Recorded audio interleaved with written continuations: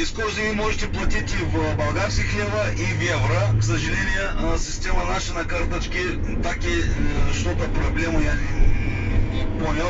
Но пока по карточке не можем продлевать экскурсии. Так что только в наличках.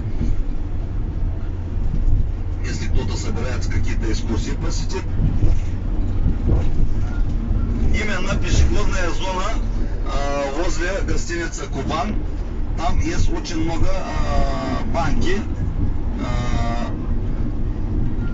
где можете снять деньги по карточке.